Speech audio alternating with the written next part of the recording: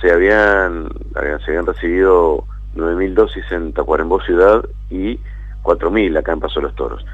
Se venían administrando y iban quedando en Tacuarembó ayer al mediodía unas 400 vacunas, tal vez menos, porque no hay vacunadores, como se salió a vacunar a otros lugares del interior del país y a establecimientos de adultos mayores. No tenemos el informe final, pero iban a quedar unas 300 dosis o menos a nivel de Tacuarembó ciudad. En Paso de los Toros el jueves quedaban 500 vacunas y seguramente en el día de hoy, bueno, ayer fue un día de vacunación, se vacunó mucha gente también en Paso de los Toros, deben quedar el informe que no lo tenemos todavía, pero es el presuntivo, que quedan unas 200 vacunas en Paso de los Toros, que seguramente ese número se termine entre el lunes y martes. En este caso, bueno, ha sido en todo el país, ¿no? Ha habido como una especie de euforia de la gente de querer vacunarse, seguramente atento a las informaciones, ¿no? de los últimos días, de personas que fallecieron supuestamente por la gripe H1N1. Sí, dos cosas con respecto a eso. Una, que la concientización de la gente con respecto al autocuidado de su salud,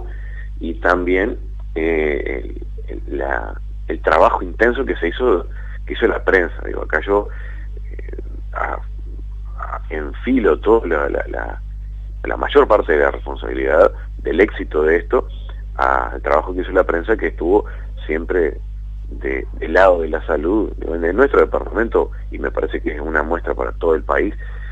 ayudando, colaborando a informar de qué se trataba. Y bueno, y sí, una respuesta. De hecho, en Tacuarembó se dieron 13.000 dosis, se terminarían dando 13.000 dosis al lunes, cuando el año pasado, en toda la campaña,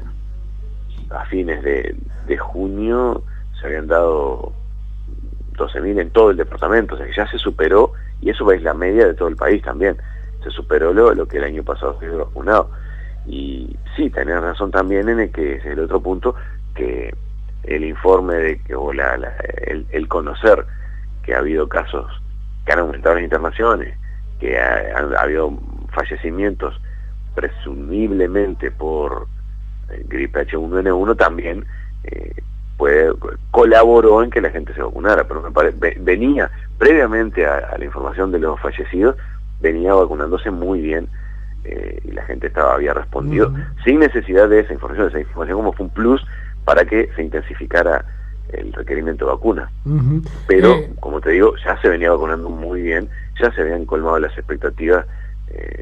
por lo menos una buena parte,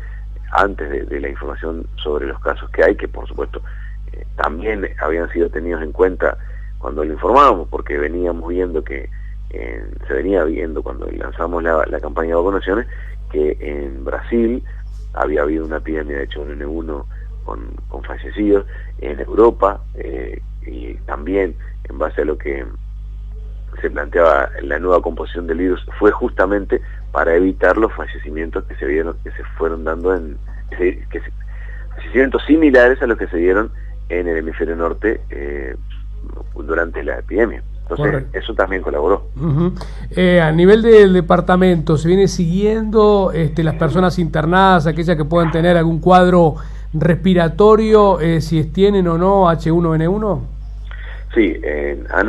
primero han aumentado las consultas en las emergencias y en las policlínicas por cuadros respiratorios.